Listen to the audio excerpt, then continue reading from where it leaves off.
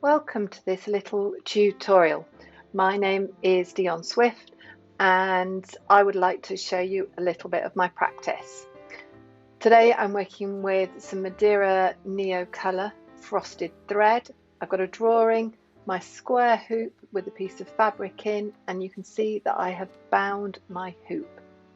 I'm going to be working with free machine embroidery to translate my drawing onto fabric. I've always got that drawing in front of me. I like to refer to it and not make anything up while I'm sitting in front of the sewing machine. One of the first things I ensure I do is to pull up the lower thread, do a few stitches and then snip off the upper and lower threads so that I know that they're not going to tangle up and get in my way. I've got my eye on my drawing and then I can maneuver my fabric. My fabric's tautly held in my hoop. I love these square hoops because I tend to work on a square format in my sketchbook, and so having a square hoop keeps that translation simple from one format to another. Having my work in a hoop also allows me to safely keep my hands out the way of the fabric, out the way of the needle. I don't need any stabilizer on my fabric to keep the fabric firm and be able to maneuver it easily underneath the needle. And I like fabric. If I start to use stabilizer, then the flow of the fabric is distorted afterwards. So I like to keep things simple and trap the work briefly in a hoop. I can also maneuver the fabric more easily and control my design.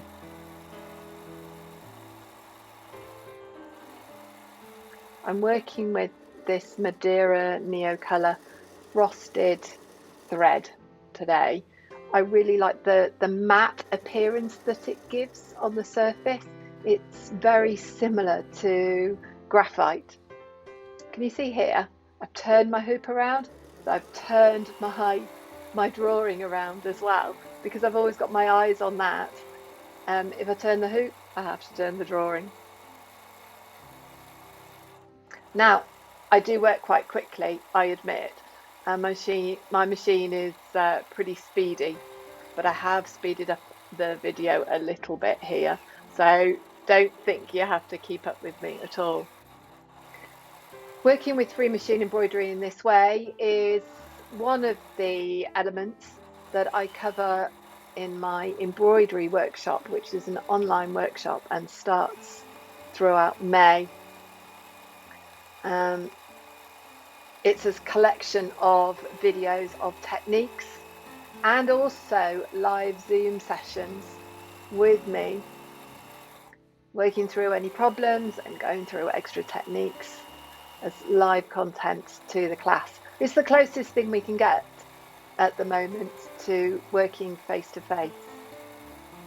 And there'll be 4 extra live Zooms during May. We'll also be painting with thread, working with dissolvable fabric, getting to know your machine properly first, and looking at applique as well. This is the first of my little tutorials in conjunction with Barn Yarns, and I'm really happy to be working with them. I'm happy to be working with you. And I hope you find my little insights useful. Here I'm chopping off some of the long floating threads. I've moved from one spot to the other on my composition, and it's left me with some long floating threads. My bobbin thread is still connected, so it's easy enough for me to just snip off the top floats, knowing and confident in the fact that my thread and stitches won't unravel because the lower thread is holding everything firmly in place. I like to use a bobbin fill thread so that it's slightly finer underneath and doesn't create any bulk on the top of the surface of the cloth.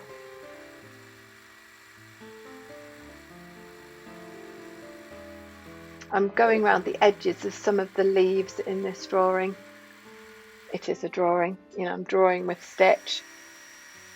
And I have a continuous line. Some of you may know continuous line drawing.